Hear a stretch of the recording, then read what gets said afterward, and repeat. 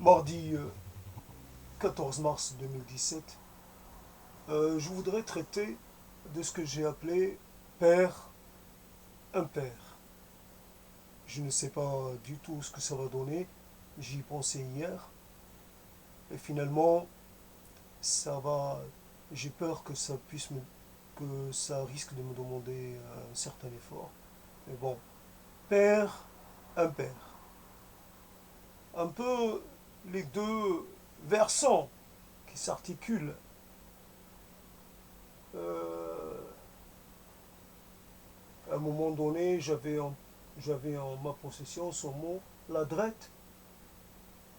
En tout cas, le versant éclairé et le versant ensoleillé et le versant qui reste un peu dans une certaine à l'ombre. Donc les deux qui vont ensemble, père et impère. Dans cette relation qui nécessite un peu l'un et l'autre, qui nécessite qu'il y ait une chose puis son double inversé, dans cette relation qui est établie, là j'aurais dû mettre père et impère, et puis faire père, impère, père, puisque il n'y a pas d'ordre, il n'y a pas de préséance. Et j'aurais peut-être préféré mettre impair en premier, étant donné que le un, si on accepte le zéro, si on commence par le un, quoique père et impair. C'est les chiffres pairs, ça commence par le un et puis ça se développe. Mais finalement, le un est un impair. L'impair, c'est ce qui constitue un couple. Le pair, c'est le couple. La paire, c'est une dualité. L'impair, c'est ce qui est, en fait, sort de la dualité. Il est composé de trois éléments, de 5, 7, 9, et ainsi de suite. Il est aussi composé à part un seul élément. Et peut-être de ces peut-être que c'est de ce premier élément que tout jaillit, en fait, que toute cette ressemblance, dessemblance s'installe et où se génère. J'entreprends ce thème sans savoir où cela va me mener, même si j'ai l'estomac lourd et que je suis fatigué d'articuler les mots, mais c'est comme ça que ça peut marcher aussi, un peu dans la contrainte et non pas toujours dans l'aisance. Ainsi, j'ai une préférence, j'ai une inclination pour tout ce qui est chiffre impair. Je ne sais pourquoi, tout ce qui est pair me laisse froid, me laisse indifférent. Ça, ça donne l'impression que c'est comment dire, installé dans un certain équilibre, dans une sorte de voilà, il y a une possibilité, ça va de l'un à l'autre et ça se répand. Et puis, à chaque fois, il n'y a pas tellement besoin d'essayer de jouer avec un manque.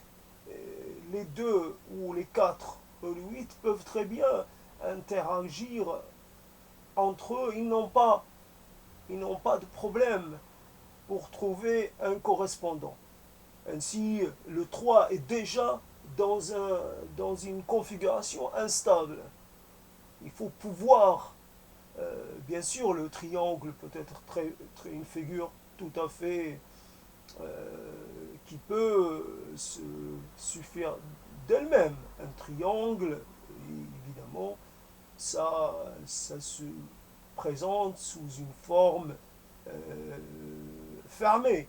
Ça, ce n'est pas, il n'y a pas une béance, il n'y a pas de béance dans le triangle.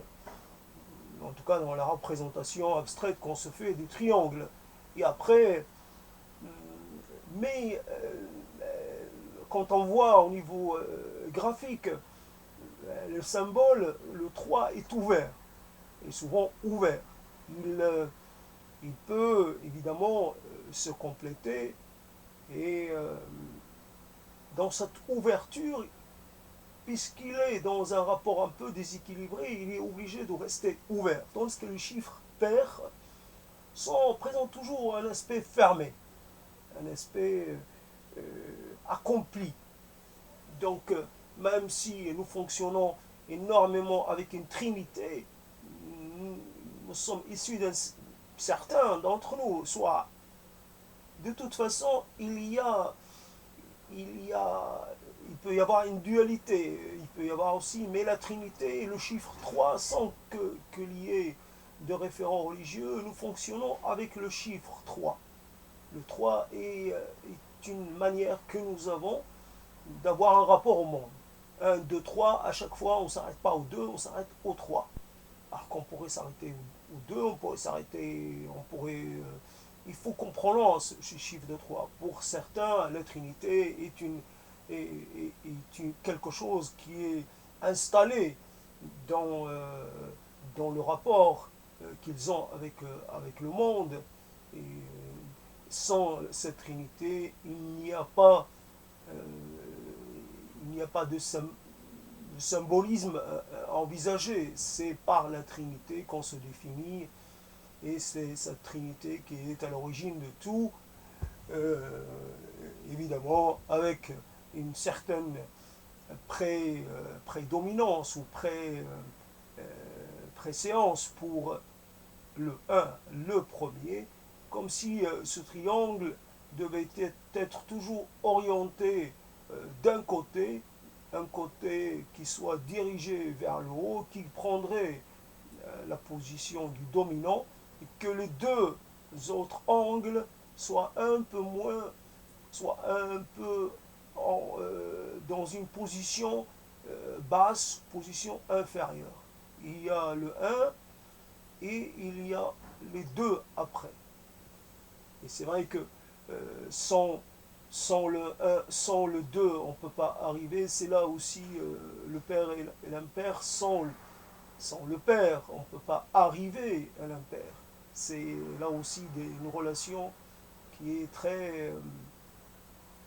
qui est une relation de nécessité. C'est comme si on devait passer par une étape qu'on ne désire pas pour pouvoir continuer de progresser sur une voie ou une autre. Pas nécessaire de convoquer les voies spirituelles ou autres. Il est donc, voilà, le Père et l'impère. Le Père aussi, donc, tout à l'heure je parlais d'une sorte de rapport équilibré, voilà, ça fait appel à la symétrie. C'est les choses dans le monde fonctionnent sur le principe de la symétrie. Ainsi, les choses se présentent par paire et cette paire permet permet de pouvoir avoir les moyens d'agir sur le monde. Une paire de pieds, une paire de bras, une paire d'yeux, une paire d'oreilles. Et, et cela est et la symétrie est née de cette la symétrie née de cela. Après, si on passe à l'impair, on s'installe dans un peu la symétrie à laquelle il faut toujours remédier. On ne peut pas s'installer dans même si par exemple quand il s'agit d'une la Trinité est en fait ramenée à un. Parce que le principe un, le premier, c'est le principe dont tout découle. Et en fait, c'est ramené à un. Si on ramène tout à une seule origine, évidemment, là-dedans, on n'a plus besoin d'avoir de père, on n'a plus besoin de symétrie. Une seule matrice suffit pour exprimer la totalité des, la totalité de tout, finalement. Donc, père, impair. Un coup, c'est ça, un coup, c'est l'autre. Et puis, ça ne peut pas. euh, c'est un coup, c'est l'un, un coup, c'est l'autre. On ne peut pas être il ne peut pas y avoir pair après pair, il y a toujours un impair entre les deux paires. Et puis finalement, euh, des pairs au milieu des impairs. Finalement, ce remplacement continue, un coup je te cède ma place, un coup tu me cèdes la tienne, il y a toujours une sorte de course au relais entre les deux figures. Les associations qui se font quelquefois aussi dans un ordre impair, dans une configuration impaire. Est-ce que cela tient D'ailleurs, on constate que la paire a quelquefois quelques difficultés à résister, qu'elle qu'elle peut être quand même assez solide, mais finalement, il lui faut à un moment donné se réinstaller dans une relation impaire pour pouvoir d'une certaine façon se régénérer. Il y a dans le face-à-face un peu un risque d'épuisement. Le face-à-face, l'un face à l'autre, on se regarde jusqu'au moment où on ne se voit plus. À partir du moment où il y a un impair, où il y a un troisième, il y a la possibilité pour qu'il y ait de nouveau plus d'interaction, plus de possibilités d'interaction. Seulement, il reste toujours le risque de voir se former une nouvelle configuration paire au détriment de l'ancienne. Et que, évidemment, comme s'il y avait une propension à s'installer toujours dans le pair plutôt que dans l'impair, étant donné le caractère un peu instable de la configuration impaire. Elle, elle est intéressante parce qu'elle offre une porte de sortie, elle offre un potentiel intéressant, mais comme elle génère du mouvement, elle génère aussi de l'instabilité, elle génère aussi un désir de retrouver un équilibre initial. Ce n'est pas une position équilibrée, elle ne peut pas être choisie indéfiniment. C'est ce qui est intéressant dans cet exercice, c'est que quelquefois, il faut faire appel à des choses qu'on a en nous. Fois, on ne sait pas à quoi ça correspond. Les choses doivent être traduites de façon. Est-ce que les mots sont toujours en capacité de traduire toutes les situations ou toutes les hypothèses ou toutes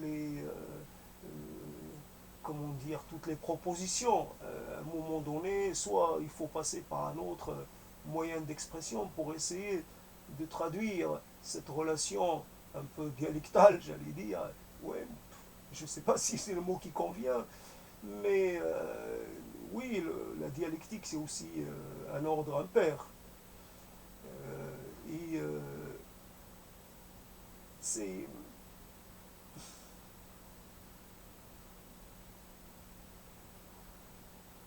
Qu'est-ce qui fait que le besoin d'une certaine forme d'être représenté par une forme ou par une autre? Qu'est-ce qui, derrière ce besoin d'être représenté donc par une forme ou par une autre? Est-ce un besoin naturel, un besoin, euh, la fonction d'être les, les, la fonction du couple ou la fonction du groupe équilibré, du groupe. C'est quoique ce qui est intéressant au niveau de la multiplication, on peut multiplier un impair et ça peut donner un pair. C'est intéressant dans cette opération. On passe, quoique l'impair aussi multiplié par un pair peut donner, non, peut donner un pair. Mais un impair multiplié par un pair peut donner un impair. À chaque fois, la situation est variable. C'est cela qui est aussi intéressant.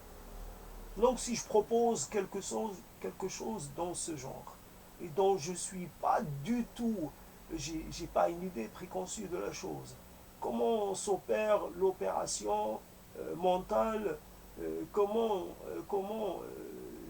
rendre cela perceptible, accessible, étant donné que ça ne repose sur aucun soubassement. C'est de l'abstraction pure et simple. Après, je n'ai pas accès au monde des mathématiques qui m'aurait permis de faire appel aux fonctions, fractions, etc., qui peut-être m'aurait permis de générer un peu plus de mots, un peu plus de verbiation. Je me retrouve un peu limité parce que je n'ai pas la maîtrise du vocabulaire arithmétique et de son symbolisme, etc. J'ai juste autant dans le père le côté cercle. Le côté cercle, c'est ça qui ne m'intéresse pas. Quand le 1 il est ouvert. Le 2 il y a une fermeture. Le 3 ouvert, le 4 fermé, le 5 ouvert, le 6 il y a un cercle, et ainsi de suite. Le 8 encore fermé, le 9, alors là, le 9 qui est un pair, donc il y a aussi ouvert et fermé.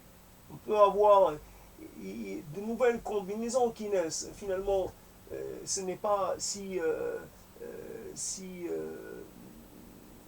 fixe que cela. Et qu'est-ce qui vient en fait modifier cet ordre un peu qu'on peut penser qu'il est immuable, qu'il serait peut-être immuable, mais qu'en fait il est il change de forme, il emprunte à l'un et à l'autre. Voilà un peu cette chose. C'est pour ça que finalement le père et l'impair finissent par converger et par finalement finir par représenter la même chose, uniquement vu sous deux angles différents. C'est tout cela et il n'y a rien de plus. Et voilà. Cet exercice montre à quel point et comment peut fonctionner un cerveau, comment il, il, il exprime un désir pour lequel il n'a pas trop les moyens, exprime un désir de traduire une vision, mais cette vision, comment peut-il y parvenir s'il n'a pas les moyens? Passer de l'abstrait au signifiant, ou à l'illustré, au concret presque, concret des mots, passer d'une sorte juste d'une image floue, d'une perception qui n'est pas incarnée, une perception qui est juste un peu nébuleuse. Et vouloir traduire cela par des choses claires, saillantes, compréhensibles, visibles et visualisables, c'est pas évident.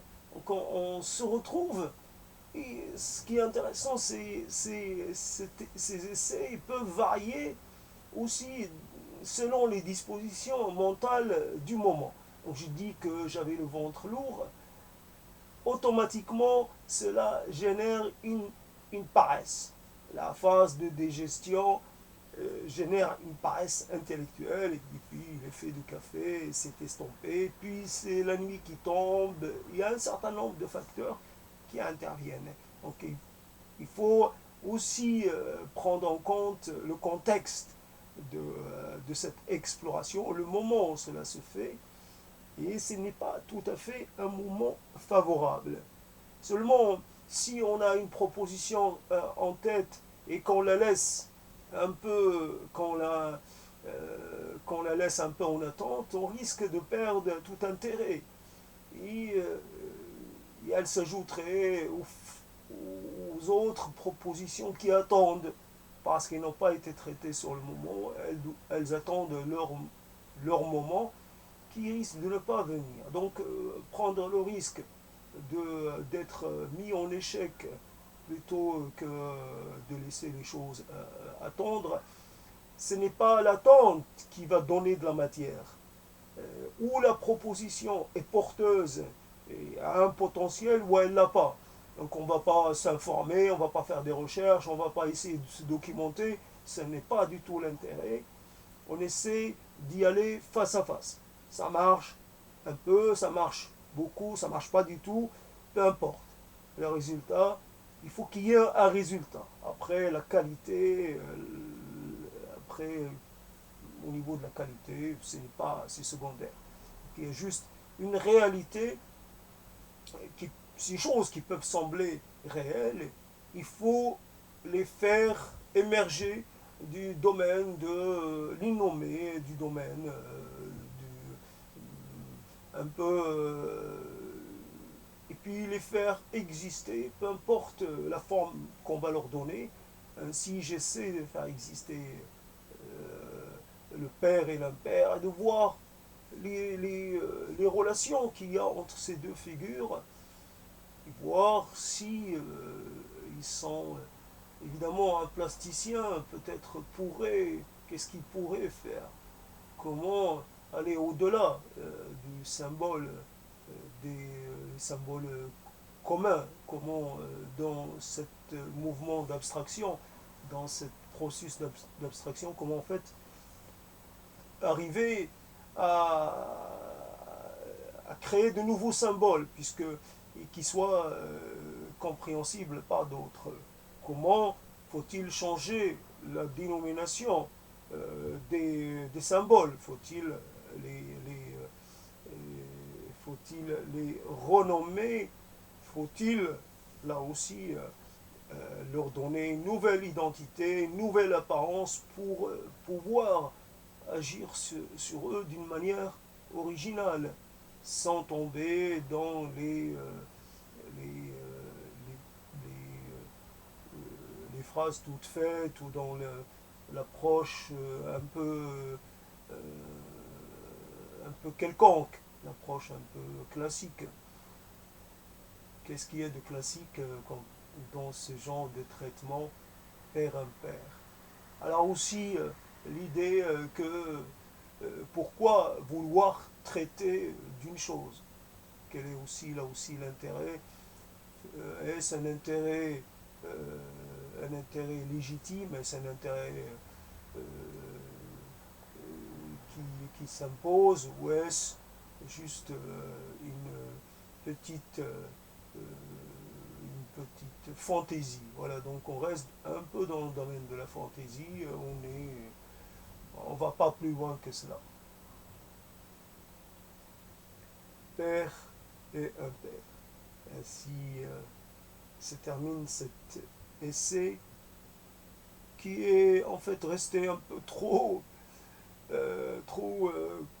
collé à son point de départ, qui n'a pas pu se prendre son envol, et voilà.